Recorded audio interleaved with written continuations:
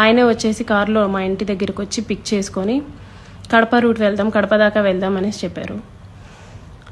ఏం మాట్లాడాలి అనేసి నేను అడిగాను. ఏమొద్దు, ఏం మాట్లాడొద్దు, కడప దాకా వెళ్దాం అనేసి చెప్పారు. కడప దాకా వెళ్లకుండానే రాజంపేట దగ్గర ఏదో పల్లె దగ్గర ఆపేశారు. మొత్తం డార్క్గా ఉంది ప్లేస్.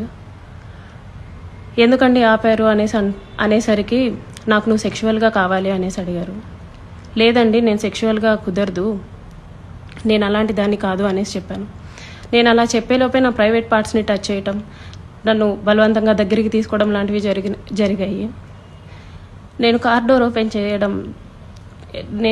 ఓపెన్ చేయడానికి ట్రై చేశాను. అతను నా జుట్టు పట్టుకొని వెనక్కి లాగేసి నన్ను గట్టిగా కొట్టారు. 2-3 సార్లు కొట్టారు. చాలా గట్టిగా కొట్టి కార్ సీట్ని అడ్జస్ట్ చేసేసి నా మీదకి వచ్చేసి నన్ను చాలా బలవంతంగా రేప్ చేయడం జరిగింది. నేను అరవడానికి ట్రై చేస్తుంటే నన్ను చాలా గట్టిగానే కొడుతూ వచ్చారు. అలా నా మీద ఫస్ట్ అటెంప్ట్ జరిగింది. నన్ను ఇంటి దగ్గర డ్రాప్ చేసి నేను దిగుతున్న టైంలో, నువ్వు ఈ విషయం ఎవరికైనా చెప్పినా సరే నువ్వు కొలాప్స్ అయిపోతావు, నీ ఫ్యామిలీ కొలాప్స్ అయిపోతుంది, స్పాయిల్ చేసిస్తాను అని చెప్పేసి నాకు చెప్పడం జరిగింది. నేను ఆ భయంతో ఇంటికి వెళ్ళిపోయాను. నేను మా బాబే ఉంటాము. నెక్స్ట్ డే కూడా ఆయన కలుద్దాం, మాట్లాడాలి అని చెప్పేసి బెదిరిస్తూ వచ్చారు. అలా నాకు ఆగస్ట్ ఎండింగ్లో నా ఫస్ట్ ప్రెగ్నెన్సీ అతని వల్ల వచ్చింది. ఈ విషయం నేను అతనికి చెప్పాను.